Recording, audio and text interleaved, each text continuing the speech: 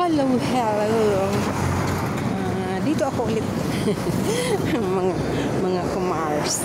Dumaan ako dito kanina, kaso papunta doon, pabalik na naman ako. Yes. Ngayon po ay 8:40 ng umaga. Lakad-lakad, walking lang po tayo mga Mars kasi kailangan ng ating body. Dahil hindi na ako nakapag-zumba. Kasi ano na rin ako maulan ba? Tapos pangalawang araw pa lang ngayon talaga uminit. Kaya ayun, pag tinamad na naman si Kumare, si Lola, ay wala na.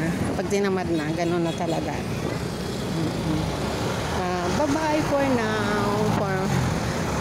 Please watching my video. Thank you and good morning all.